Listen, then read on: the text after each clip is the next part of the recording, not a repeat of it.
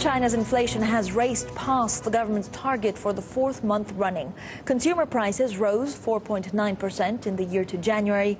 It's once again higher than the government's 4% target, but slower than economists were predicting. Now, it could have been even more severe, but for a change in the way that CPI is actually calculated. Food has less weight in the index now as food prices rise fastest of all. Now, China's drought is destroying wheat crops, making shortages worse, and sending food prices up more than 10% last month.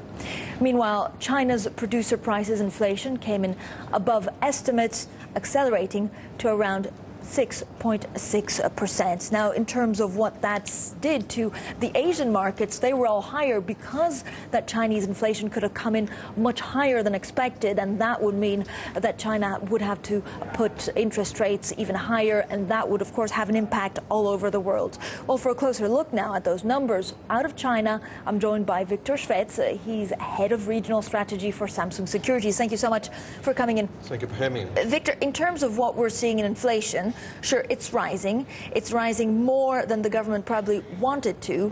But for economists, it's a relief because it means that this overheating is now a little bit under control, or is it just manipulation of these figures?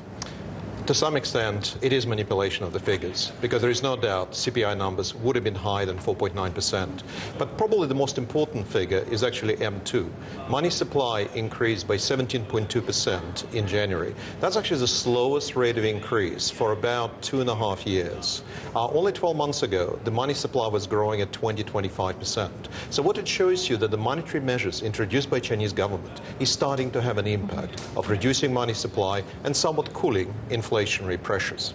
Victor, I was looking through your notes, and something that surprised me that you say actually, all right, the U.S. business model is outdated, it doesn't work anymore, but you also say that the Chinese business model also doesn't work. So how do you reconcile the two? What should China do to become growing at a sustainable level? I think the first thing China needs to do is to continue supporting the edicts. When we're saying that the U.S. business model is broken, it's broken irreparably.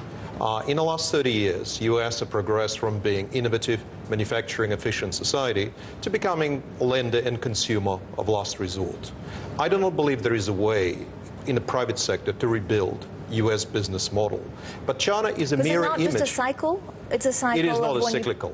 It is deeply structural. And you can even see it on unemployment rates. 9.8 down to 9%. That's not a real number. Participation rates in the United States declined considerably. So a real broad measure of unemployment still indicates 16–17%.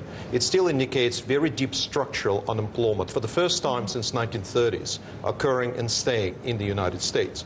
And in China, it's different, but also it's broken. It's broken because it's a mirror image of the United States. China distorted U.S. economy, just the way Germany distorted economy of Greece, Italy, Spain, Portugal, and Ireland. And therefore, they're twins. So Chinese business model based on high saving, high investment, and net exports is also broken. But China has an opportunity to rebuild its economy. What it needs is time. It needs probably another 5 to 10 years. So what China needs to do is to support U.S. Treasury market, U.S. mortgage market. They need to support Eurozone, what we call Committee to Save the World, which is Federal Reserve, China, Japan, and Germany. But Victor, that would be through holdings that the government has, or at the same time we need to make sure that actually every Chinese can lend and can not only save but can consume. Totally. You need to have complete rebalancing of Chinese economy. It's not an option. When people are discussing should currency appreciate 3% or 4%, it should appreciate more than that.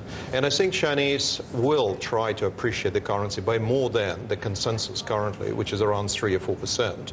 There is a need to deregulate interest rates, both lending and deposit rates.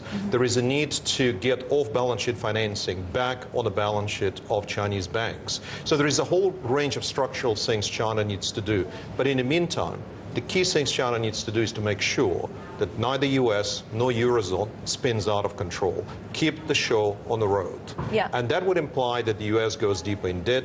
That would imply that countries like Italy, which really has no way out of its predicament, will survive as we go forward. Victor, thank you so much. So it basically has to make sure that they survive, but also that their own economy doesn't overheat. Totally. The geopolitical gain for China is no geopolitical gain other than they get their own country back. Victor, thank you so much. Viktor Shvets there.